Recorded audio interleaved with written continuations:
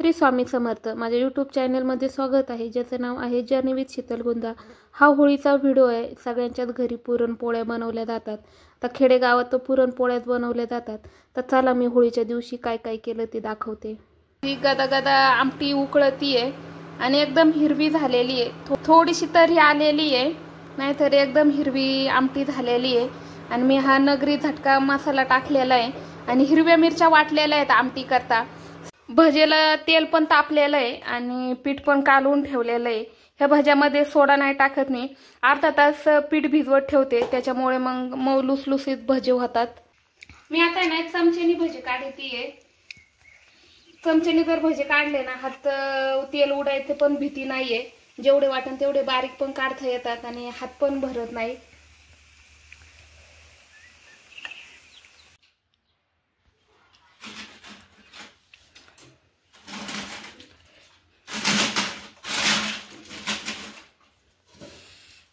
गोदावरी नर्मदा कावेरी शर्यो मयंत्रतन जन्मति महासुरनति जातायंडके पूर्ण समुद्रतय गिरा पाणी सुपरीला पडलवा।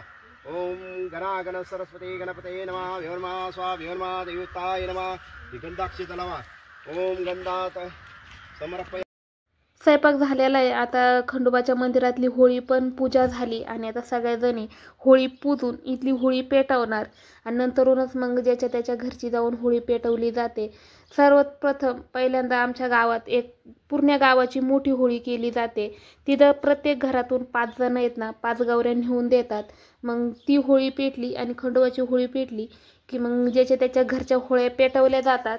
पहिलं असंच होतं, पण आता काही पुढं मागं पण करतात, ज्याच्या त्याच्यानुसार घरची पण होळी पेटवतात। आता इथली पेटवली आम्ही आणि आता लगेच घरी गेलो आणि घरच्या होळीची तयारी केली होती। संध्याकाळ पण झाली होती, 6:30 वाजता मंदिरातली आरती झाली आणि लगेच ती होळी पेटून घरची आम्ही पेटवायला आलो होतो। सगळ्या मिळून पूजा केली। आज होळीला पुरणपोळीचा नैवेद्य दाखवलेला जातो आणि उद्या लगेच रंगपंचमी खेळली जाते। पण आमच्या इथं गावाला आहे ना परंपरा आहे की खंडोबाला 5व्या दिवशी रंगपंचमीच्या दिवशी संध्याकाळचं वाजत गाजत कलर चढवला जातो आणि त्याच्यानंतरूनच दुसऱ्या दिवशी किंवा त्या दिवशी संध्याकाळचं होळी खेळली जाते।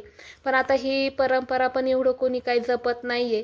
नवीन पिढी आलेली आहे, त्याच्यामुळे ते दुसऱ्या दिवशीच किंवा आधीच खेळली जाते। आता लहान लहान मुलं पण आहेत, त्यांना काही समजत नाही आहे, ते दुसऱ्या दिवशी किंवा आधीच होळी खेळायला चालू करतात।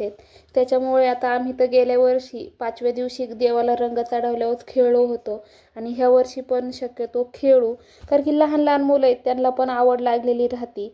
म्हटलं मग चला आमचं तुमच्याबरोबर साजरं होईल होळी खेळणं। माझी अशीच जर्नी पाहण्याकरता आणि माझे असेच नवनवीन व्हिडिओ पाहण्याकरता माझ्या यूट्यूब चॅनलला सबस्क्राईब करा आणि व्हिडिओ आवडत असेल तर लाईक करा।